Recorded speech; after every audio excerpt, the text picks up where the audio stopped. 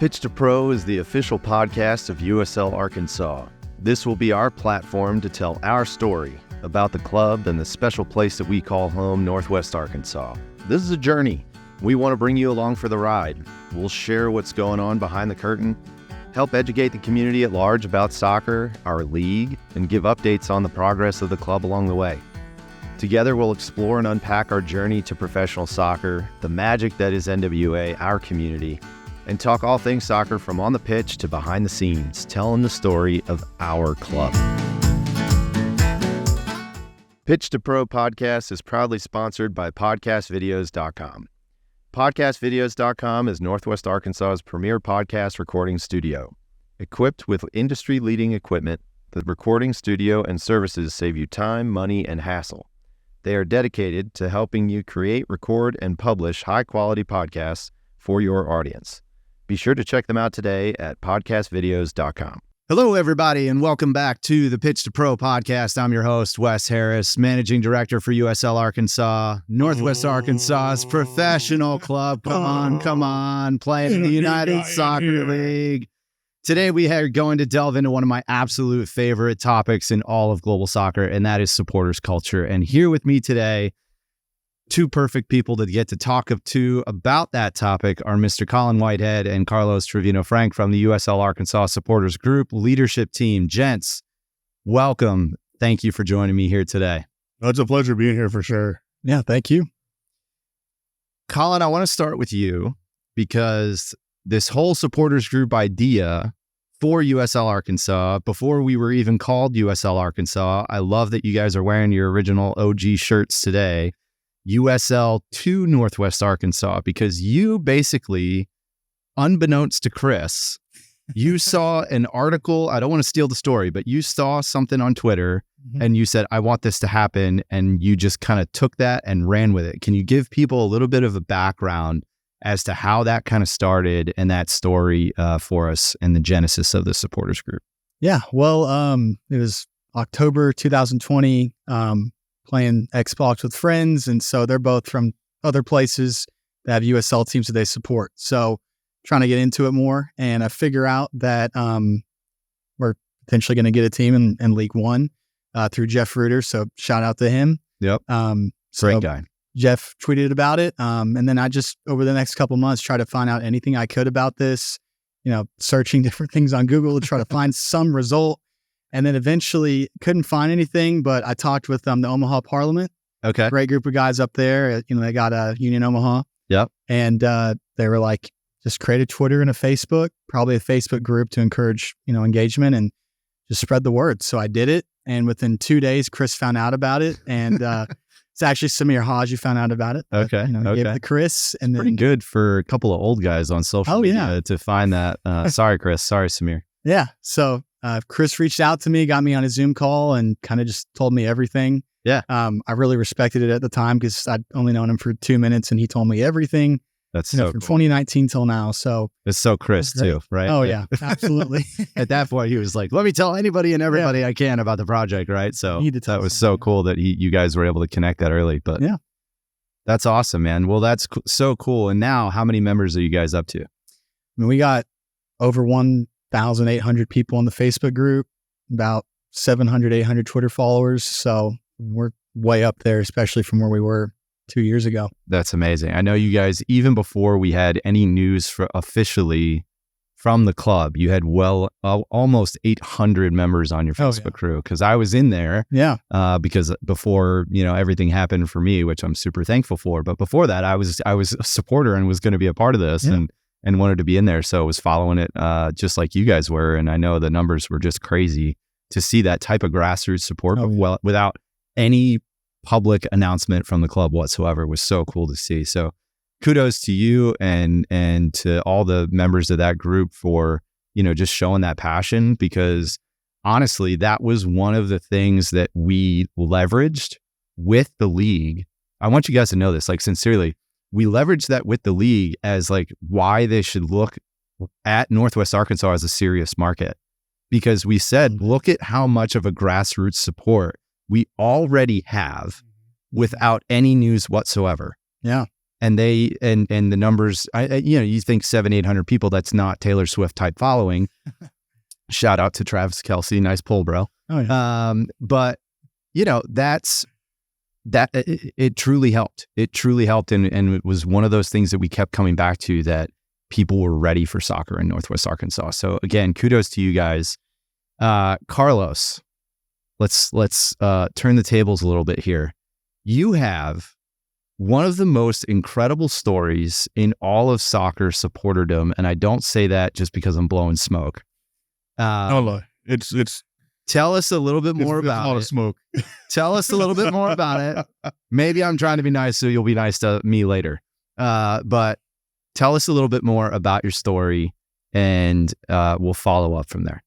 So I'll kind of start where I actually not started, I think, in any of my stories on this. I'll start from the beginning, from childhood. My football fandom starts at a very young age with my grandmother. We used to watch U.S. games, Mexico games, premier games when we could find them on TV. Yeah. Most of it was international. MLS at the time wasn't that big of a deal. Mm-hmm. So it was, any international games we could find, we were watching. FIFA was a big thing for us. It was bigger than the Super Bowl for us growing up. Yep. So my grandmother really got me into the sport of football. And from there it was, okay, well, now I need to find a team to support. Well, Premier League wise, kind of didn't help that Manchester United at the time was winning everything. So kind of had to jump on that bandwagon at an early age. So you and I just aren't going to get along at all. Are we? It's fine. Yeah, it's fine. We beat him anyways. So. Yeah, I know. He's having a rough go. We'll leave that as he's having a rough go. Hey, we beat Crystal Palace today. So it's fine. Congratulations. But beyond that, it was, okay, well, now I kind of have to find a MLS team now that I know that this is a thing. And as I got older in my high school years, tried supporting Kansas City. I tried supporting Dallas. Just wasn't a good fit for me. My grandmother lived in San Antonio, Texas at the time, before she passed of lung cancer. And when I went to college was the years that the Save the Crew movement started. Mm-hmm. The rumors of Austin getting a team and everything. Well, that all fell through. Columbus got to keep the Crew, which we're fine with. It worked out. But at that point, then more rumors started. Anthony Precourt left Columbus. Yep. Started talking with Austin City Council, kind of like what Chris and Warren have done here in Northwest Arkansas. We finally got a team announced in 2019. Mm-hmm. And at that point I was gung ho. I was, my grandmother lived in the area, Central Texas. I was like, this would have been her team. This is my team. Right. So that's how I became an Austin supporter at that point. Got plugged in actually in Nashville with Los Verdes, Austin Anthem, La Murga, and shout out to all you guys. Miss you guys, by the way. You guys did a heck of a job Sunday night versus the Galaxy, staying out there 3-hour weather delay. Nice. Gotta plug that real quick. Nice. But that's that crazy. It's that supporter section at Q2 is insane. I hate that I don't live closer, that I've got to drive, the rumor of what McConaughey says, 700 miles. 550 is the actual number. I'll set the record straight, you guys, unfortunately. But hey, I'm not correcting Matthew McConaughey though. Oh no. All right. But it, for me, Austin's become a second family. Yeah. Everyone down there, the Verde and Black is, we may lose on the field and the stands were undefeated. It doesn't matter. So you drive to every single home game minus 1 or 2 a year, yeah? So the first 2 years, I've missed out of 34. I missed a total of 4 games. Wow. And of course, one of the games I missed the first season was actually the very first goal and everything at Q2 versus Portland, July 1st. Wife wouldn't let me go. It was right before our anniversary. She had plans. We had stuff that was going to cost. So she was like, "You can't go. You just went for the home opener and then went back by yourself versus Columbus." So she wouldn't let me go back for the Portland game, which I was like, oh, that's fine. That's fine. So I watched it from home, scared everybody because I was yelling, throwing water inside my living room. Beer showers in the living room. My wife was confused. But that's so missed a couple in 2022 due to the birth of my son. Yep. But damn kid missed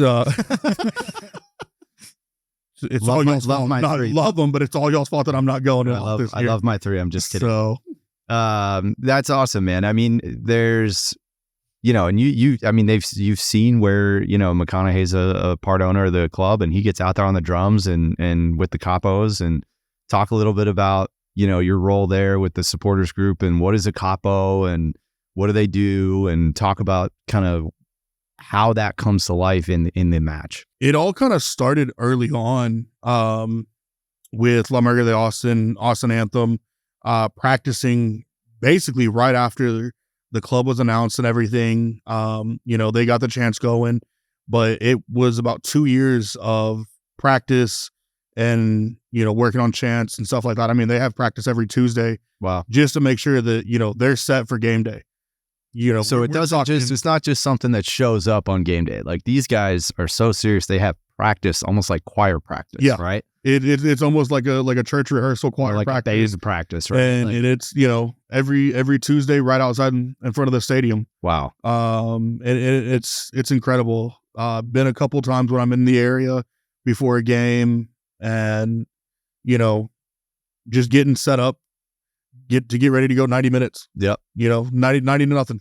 And a capo, for those that don't know, is someone who, correct me if I'm wrong, Mr. Carlos, a capo is someone who leads the chants with the supporters group. Yeah, the capos kind of set what we claim, or what we say in Austin is we set the tone. Yep. We bring the energy, the crowd feeds off of us. If your energy is not matching, what it needs to be, the crowd's going to feed off you. Yeah. So if you're not bringing your 110%, what are you doing up there? Yeah. So you've got to be the most outrageous asshole, more or less. Yeah. Balls to the wall the entire time while you're up there to get everybody else to follow suit. That's awesome. Well, I can't wait to have that at whatever our stadium becomes known as. But here for USL Arkansas, I mean, that is, the supporters group is so important, and it's a relationship that I think is so unique to our sport, because so much of the magic and the secret sauce of soccer is the game day or match day experience, right? And it doesn't work if you don't have a loud supporters group and an engaged supporters group and that good relationship with the club. It can be there can be, tension at times, contentious at times, but it's one that is so symbiotic for this to work that, that kind of culture of holding each other accountable respectfully, right? And allowing each other the space and the grace to kind of come together and talk about what needs to be talked about and go forward amicably is such a different kind of a thing to talk about and think about and kind of wrap your head around for professional sports. I mean, I don't know that you see that really in other sports, and it's just so unique and so special.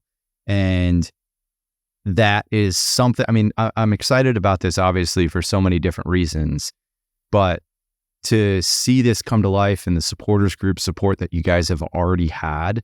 I mean, Collin, you guys are already having leadership meetings, right? Like, talk about that for a little bit. So we had one at a rendezvous, I think 2 weeks ago. Had like 15 or 20 people there. I mean, and this isn't, just people who are wanting to be like a part. They want to be involved in leadership, making stuff happen. And then, we were at the Razorback game last week. Saw them beat Alabama 5-0. Little shout out there, 5-0, 5-0. Yeah. No goals scored for the other team.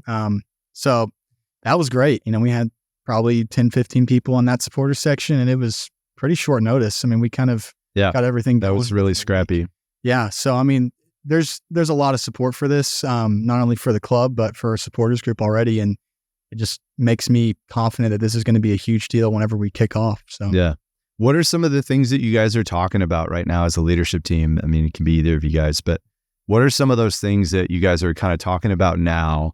We still don't have quite yet a timeline, whether that's 25 or 26, but, I know that there's some things that you guys got to wait for from the club versus not. So like, what are you guys kind of talking about right now? And I know you guys are doing things like you just said at the university. You mentioned, Carlos, that they have practice literally every Tuesday for Austin FC. You guys are almost doing a little bit of a practice run at the university and work that out with Colby Hale, which I think the coach of the Lady Razorbacks, which I think is just so cool and smart to kind of have a bit of a whole year trial run on the early side of things, maybe 2 years, but that's super cool. So I'm stealing your thunder, but what are you guys kind of talking about? What are you guys doing right now? Talk about that. Actually, that's kind of something that Collin and I were talking about last Thursday. I wasn't able to be there. I had to work a junior high American football game down the street, but I called Collin after I got done, and we may not have a team name, club name, supporter group name or anything, but we figured that, maybe as this season kind of winds down, we'll try and sneak into one. I say sneak in, squeeze in another Razorback game, to try to do a trial run and everything, that we don't per se let Colby know and just kind of show up and surprise and do. And we've got some chants that I've worded that I'm hoping to get to lead and everything. Yeah. And we're hoping that next year, we can get a few more of those matches to where we can, have a true full dry run in regards to, our own instruments, our own flags, potentially maybe some smokes. Okay. If we can get that approved by the university, if not, a small little march down the street with it. Yep. Some other stuff that we've talked about right now between just Collin and I is our vision for the supporter group. And for me, I've told Collin, I've got something to base mine off of what I want, because I have Q2. I have, the supporter section in Austin, and what I want our supporter section to be. I want teams to come in to USL Arkansas's stadium in the future and be like, we don't want to play here. They are nuts. I want to have that fortress type, effect. I want to be, whether it be the 12th man, the 12th player, whatever, we want to be that influence that the team's able to pick up our energy and just deliver, and provide, for the fans more than what maybe some other clubs are doing for fans that deserve better right now. Yeah. Slide Austin. No, that's great. I mean, Collin, what else are you guys kind of talking about, So, we're coming up with a lot of chant ideas. Okay. And I think, one of the special things about this area is how diverse it is. Yeah. There's people from literally all over the world, different backgrounds, different cities that they've come from. And so, we want that to be reflected in our group. So, have chants that are in not only English, but Spanish. Amazing. Take inspiration from South American chants, European, Central American, the chants that we have in North America that are original besides, just go Sounders or go Austin FC or whatever. Right. So, the chants are popping off we have a Discord server. Okay. And so that's where we're kind of talking with that. And then, we're just kind of looking ahead, talking about, what do we want the stadium to be called? Not like the corporate version of the name, but in Austin, they had McCalla. And so that's what they call the fans still call the stadium, even though it's called Q2. Right. So talking about that, what we'd want our name to be, which we've kind of decided we might want to push that off until y'all have a name. Okay. So we're just kind of having a bunch of ideas going around and just good discussion, really. So. Okay. That's awesome. You mentioned some chants. What are some of your favorite chants? It doesn't have to be ones that you've discussed. You don't have to give anything away, but just some of your favorite ones, whether it be Austin FC. I know the American Outlaws have some great chants. I believe that we will win. I know it's kind of overplayed now, but back in like the 2010, 2014 World Cup when that really kind of started. I think it was Brazil. When that really started to pop off, that was just something that went nuts. Like I was in Minneapolis at the time and actually led a bar of almost 2,000 people with like outside, crowded around the bar. And that was super cool. That's my capo moment. If I'm ever got to be stepping away, I may call you to come step in the stand for me. I put my bullhorn down.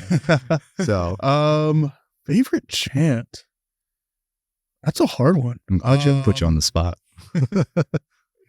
Austin FC wise, I would have to say my favorite one is one that we call Club Cuervo. Okay. Just because it's one of those that we go nuts. We've got a few in the works right now that haven't surfaced yet that may overtake that. I'd have to say, other than that, there's one that San Lorenzo does that's just a banger every time I hear it. Okay. I don't know. Other than that, I'd have to dig into. Do you want to give me a little flavor? Ooh. I don't know if I could do that. I don't know. It's a lot. A little flavor? No? Okay. I think, one of my only other like really fun, it wasn't fun. Let me take that back. Something that really proved how powerful that connection is, I think, for me, between supporters and for the world, honestly, was when, and this can be its own podcast episode, and we won't get into it, but Google the UEFA Super League. Yeah. And what some of the top European club teams tried to do a couple years ago. And I want to say all our clubs are guilty of being in that. All three at this table: Liverpool, Arsenal, Manchester United, Barcelona, Real Madrid, Juventus, some of the most storied clubs in the world and largest brands in the world in all of sports, not just soccer. We're trying to break away and do something, different, money generator, all those things.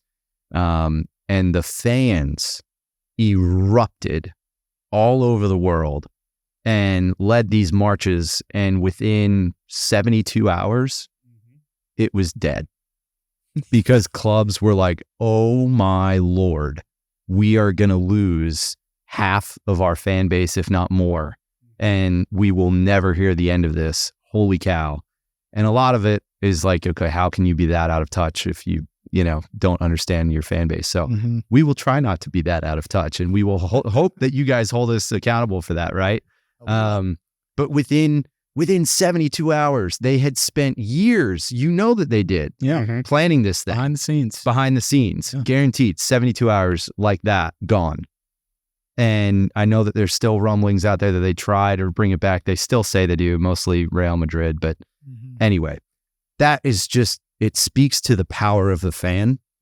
And you guys in the supporters group are at the heart of that. Well, I don't know if it's just the power of the fan or the power of the game of football and the fans of football, because you wouldn't see that with American football. You wouldn't see that with baseball, basketball, So I think with the beautiful game that we love, I think is the only way, because the supporters, the fans of football is what drives the club.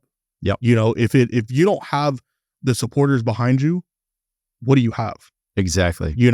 The NFL, in a way, we can sell the tickets and, you sit there and watch it. It's, 3 hours of, okay, I spent $200, at concessions, but it's, you go to a football game, and it's, you don't have a chance to step away except before the game and at halftime to get a beer and a hot dog. Right.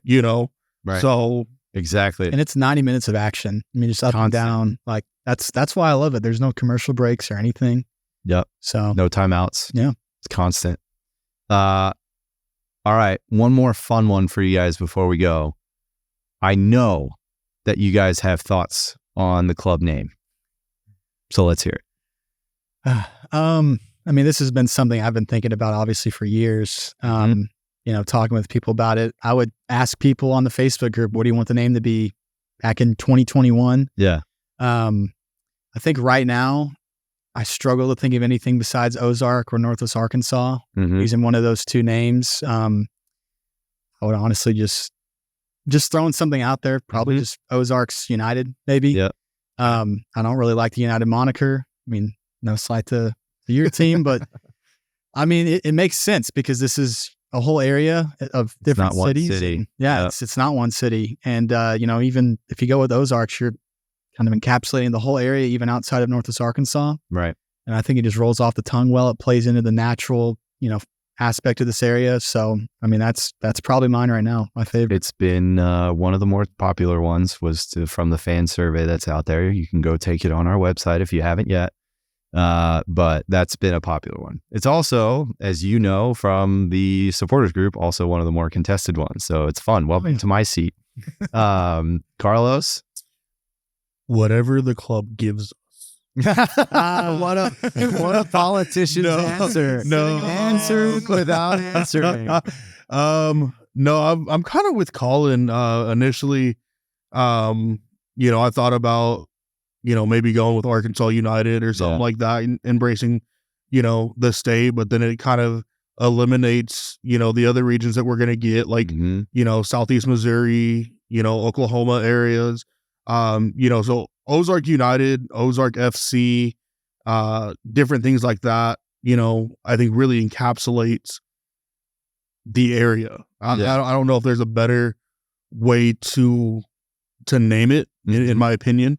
And I don't envy you at all having to sit down and figure this out with Chris and everyone else. Yeah. But that would kind of be, Ozark something. Yeah. I think is really kind of what I've stood behind from, I think, after talking with Collin and eliminating wanting to incorporate Arkansas itself. It would really just go with, Ozark something, whether it be, United FC, or SC. Legacy, SC. I've always been one, I call it football, depending on, I guess it depends on the crowd.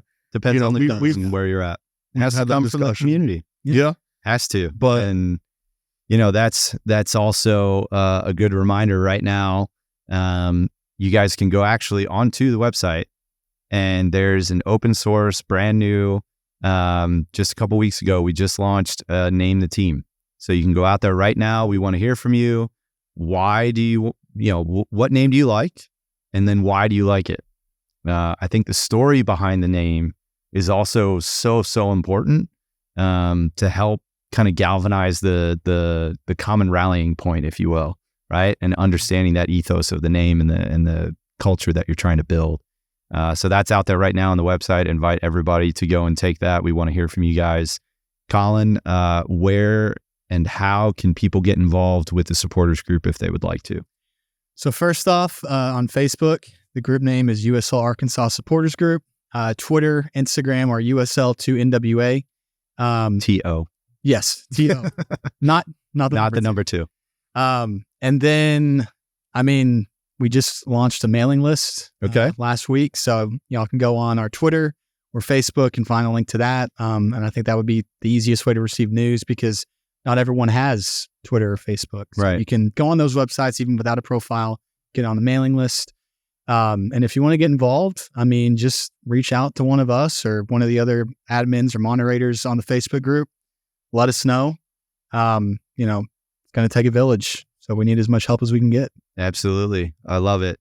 Thank you, Collin. Thank you, Carlos, for being here with me today. Really appreciate you guys' insight into supporters culture. And I just cannot wait to see you guys, bring that to life right here in our backyard in Northwest Arkansas, right up the street in Promenade and Pinnacle Hills here. So thank you. Appreciate you guys. And just a reminder to everybody out there, if you haven't, go subscribe to the podcast, follow us on Instagram, Facebook, Twitter, LinkedIn, USL Arkansas, all over social media, Pitch to Pro on social media. And we'll chat with you guys next time. Thanks, Northwest Arkansas.